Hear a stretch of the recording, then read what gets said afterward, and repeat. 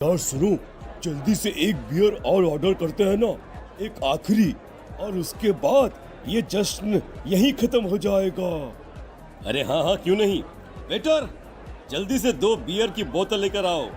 आज मेरे दोस्तों को जश्न मनाना है, क्यों? इतने में वहां पर एक बहुत सुंदर लड़की छोटे छोटे कपड़े पहनकर हाथ में बियर की बोतल लेकर उसके पास आती है। ये लीजिए, आपने बियर ऑर्डर की थी ना, मैं लेकर आ गई। क्या बात है यार, इस बार की वेटर तो बड़ी सुंदर है। अब बियर लेकर आई हो तो अपने हाथों से ही पिला दो ना। हाँ हाँ, क्यों नहीं, जैसा आप बोलोगे मैं वैसा ही करूँगी। क्या बात है यार, अब तो लगता है रोज यहीं आना पड़ेगा। उसके बाद वो लड़की उन तीनों को बियर सर्व कर देती है। पार्टी करने के बाद वो तीनों अपने अपने घर जाते हैं। प्रतीक, संजीव और राघव को उनके घर छोड़कर जैसे ही अकेला अपनी कार में आकर बैठता है तो अचानक उसे एहसास होता है जैसे उसकी कार की पीछे वाली सीट पर कोई बैठा हुआ है। वो तुरंत पीछे मुड़कर देखता है। तुम यहाँ क्या कर रही हो? और तुम मेरी कार में कब आई? अरे तुम तो बार में वेटर थी ना। बस ऐसे ही मेरा दिल कर रहा था आपके साथ आपके घर चलने का, इसलिए मैं आपके साथ चली आई। अरे लेकिन तुम मेरी कार में आई कब? अभी कुछ देर पहले तो यहाँ पर मेरे दोस्त बैठे हुए थे। प्रतीक के इतना बोलते ही उस लड़के का चेहरा खतरनाक तरीके से बदल जाता है। उसकी आंखें पत्थर की तरह सफेद और पूरे शरीर पर नीली नीली नसें उभर आती है। गाड़ी चलाओ, पूरी स्पीड में चलाओ, और अगर तुमने गाड़ी रोकने की कोशिश भी की तो मुझसे बुरा कोई नहीं होगा। डर की वजह से प्रतीक के पसीने छूटने लगते हैं। उसका शरीर बुरी तरह से कांप रहा था। प्रतीक बिना कुछ सोचे समझे कार को फुल स्पीड से चलाना शुरू करता है। चलते चलते वो शहर से दूर एक पहाड़ी पर पहुंच जाता है और सामने अब सिर्फ पहाड़ी का किनारा दिख रहा है, जिसे देख प्रतीक घबराकर अचानक से कार को ब्रेक लगाता है। देखो देखो देखो देखो, मुझे छोड़ दो मुझे। अगर मैंने गाड़ी जरा सी भी आगे बढ़ाई तो हम दोनों नीचे गिरकर मर जाएंगे। ये तो तुम्हें पहले सोचना चाहिए था ना। अब कुछ नहीं हो सकता।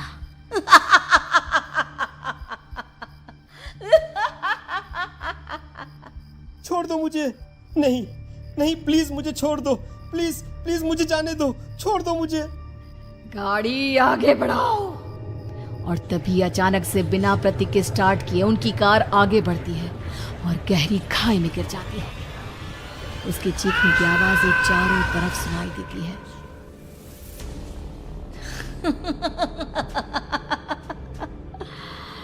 तुझे मारकर मेरे कलेजे में जल रही आग को थोड़ी शांति तो मिल गई, लेकिन अभी ये कहानी खत्म नहीं हुई।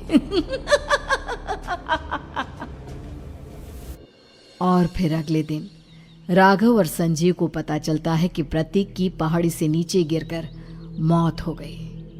अरे कल रात की तो बात है यार, हम सब बैठकर पार्टी कर रहे थे, लेकिन मेरी एक बात समझ में नहीं आ रही।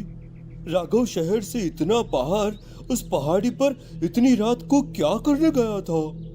अरे यार, वही सोचकर तो मैं भी परेशान हूँ।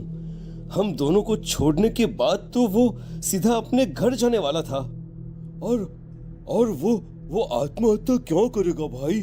कल रात तक वो कितना खुश था, हमारे साथ सेलिब्रेट कर रहा था।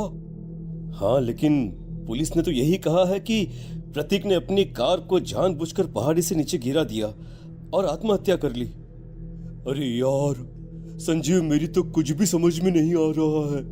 चल ठीक है, अब मैं अपने घर जाता हूँ। Okay, bye. राघव अपने घर में अकेला था। दोपहर का वक्त था। तभी दरवाजे की घंटी बजी। कौन है? अरे 1 मिनट रुको, अभी आता हूँ। राघव ने जैसे ही दरवाजा खोला उसने देखा कि सामने एक बहुत खूबसूरत लड़की खड़ी हुई है। कौन है आप, और यहाँ किससे मिलने आई हैं? देखिए ना, बाहर बारिश शुरू हो गई थी, मेरी गाड़ी खराब हो गई है। आपका घर नजर आया तो सोचा कुछ हेल्प ले लेती हूँ। क्यों नहीं, आइए ना, आइए आइए। मेरे कपड़े पूरे भीग चुके हैं, क्या आपके पास टॉवल मिलेगा प्लीज? राघव अपने बाथरूम से एक टॉवल लाकर उस लड़की को देता है। थैंक यू सो मच, अब मैं चलती हूँ। अरे इतनी क्या जल्दी है, आप चाहे तो बारिश रुकने तक यहाँ पर रुक सकती हैं। हाँ। लड़की ने पलटकर राघव की तरफ देखा। नहीं, मुझे जाना होगा, मेरा काम बाकी है। और वो वहां से चली गई। उस लड़की के जाने के बाद राघव अपने बाथरूम में नहाने के लिए गया और जैसे ही उसने बाथरूम में देखा तो उसका टॉवल वहीं पर लटका हुआ था। उसने टॉवल हाथ में लिया तो देखा कि उसका पूरा टॉवल खून के धब्बों से सना हुआ है। अरे अरे ये क्या, ये टॉवेल तो मैंने उस लड़की को दे दिया था, ये वापस मेरे बाथरूम में कैसे आ गया? और इस पर ये खून के धब्बे कहां से आ गए? राघव ने आईने में देखा तो उसकी गर्दन पर एक बड़ा सा चाकू का कट लगा हुआ था जिससे खून बह रहा था, जिसे देख राघव के होश उड़ गए। हाँ, अरे ये क्या, मेरी गर्दन इतनी ज्यादा कटी हुई है और मुझे दर्द भी नहीं हो रहा है। ये क्या हो रहा है मेरे साथ?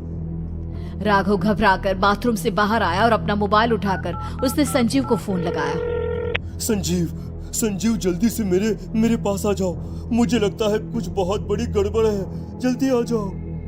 उधर से आवाज आई, लेकिन वो आवाज संजीव की नहीं बल्कि एक लड़की की थी। कुछ अजीब नहीं हुआ है, बस तुम्हारी मौत तुमसे मिलने आई थी और तुम्हें मारकर चली गई। अब तुम इस दुनिया का हिस्सा नहीं हो राघव, इसलिए तुम्हें अपनी गर्दन के कटने का दर्द भी महसूस नहीं हो रहा। नहीं, ऐसा नहीं हो सकता, ऐसा नहीं हो सकता। कौन हो तुम? तुम्हारी मौत। अब संजीव के पास खबर पहुंचती है कि राघव ने अपने ही घर में चाकू से गर्दन काटकर आत्महत्या कर ली। ये सुनने के बाद संजीव के होश उड़ गए। वो पसीने से तरबतर हो गया और एक अनजाना डर अब उसके दिल को सताने लगा। संजीव के साथ ही उसका एक छोटा भाई राजीव भी रहा करता था। अपने भाई को इस तरह परेशान देखकर राजीव उसके पास आया। अरे भैया, क्या हुआ भैया? आप इतने घबराए हुए क्यों लग रहे हैं? प्रतीक और राघव की मौत, मेरा मतलब मेरी कुछ समझ में नहीं आ रहा भाई। अचानक से मेरे दोनों दोस्तों ने आत्महत्या क्यों कर ली? अरे वो तो मेरी भी समझ में नहीं आ रहा है भैया। हाँ, हो सकता है कि कोई परेशानी होगी और इसीलिए उन्होंने ऐसा किया होगा। हाँ, लेकिन दोनों की जिंदगी में एक साथ परेशानी और दोनों का इतनी खतरनाक तरीके से आत्महत्या करना, कहीं ऐसा तो नहीं मैं भी मर जाऊंगा? अरे आप ऐसी बातें क्यों कर रहे हैं भैया? वैसे ही मैं इतना परेशान हूँ। जब से अंजलि ने मेरा साथ छोड़ा है तब से सब कुछ बहुत अजीब सा हो गया है। रोज रात को डरावने सपने आते हैं। ऐसा लगता है जैसे अंजलि बार बार मेरे सपनों में आकर मुझे डराने की कोशिश करती है। अंजलि का नाम सुनते ही संजीव की आंखें फट गई और उसके गले में आवाज अटक गई। उसके चेहरे पर घबराहट साफ नजर आ रही थी। कौन थी वो लड़की जिसने प्रतीक और राघव को आत्महत्या की आड़ में मौत के घाट उतार दिया?